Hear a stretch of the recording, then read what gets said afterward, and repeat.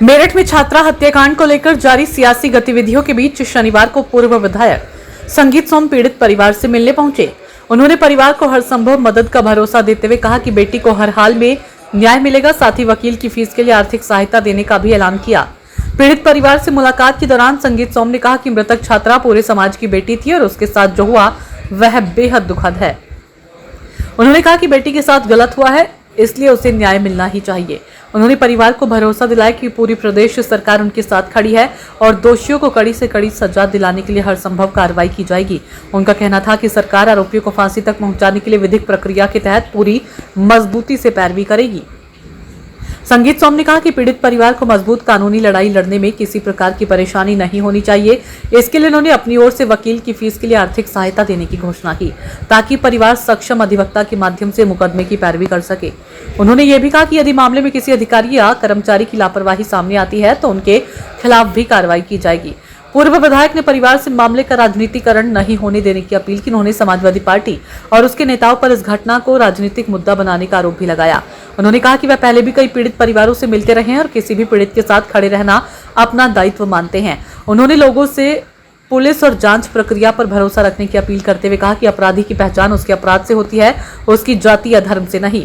संगीत सोम ने कहा कि दलित समाज को बांटने की राजनीति नहीं होनी चाहिए। दलित समाज देश और सनातन की मजबूत नींव है। उन्होंने दोहराया कि छात्रा को न्याय दिलाना सरकार और समाज दोनों की समान जिम्मेदारी है।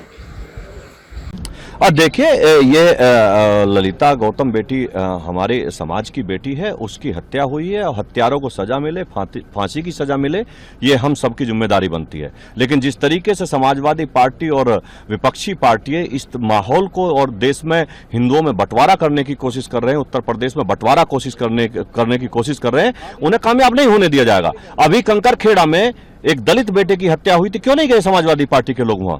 क्यों नहीं अखिलेश यादव उनसे मिले? क्यों नहीं अखिलेश यादव के दलाल उनसे जाके वहां मिले? क्योंकि मारने वाले उनकी फूफी के खाला के बेटे थे।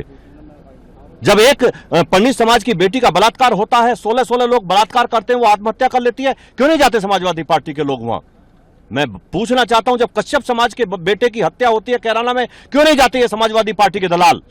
देखिए, मैं जैसा कि आपको बताता आ रहा हूं कि दलित समाज के लोग पहले सनातनी हैं, पहले भारतीय हैं, वो तब कुछ और हैं। उन्हें बांटने की कोशिश ना करें, वो बंटवारे में नहीं आएंगे। क्योंकि वेद व्यास जी से लेकर महर्षि वाल्मीकि और महर्षि वाल्मीकि जी से लेकर बाबा साहब के लिखे हुए अंबेडकर साहब के लिखे हुए संविधान से, हम तो धर्म से लेकर संविधान तक दलित समाज ने लिखा है और दलित समाज के बताए हुए रास्ते पर लोग चल रहे हैं। ये किसी भी तरीके से इन सनातनियों को नहीं बांट सकते।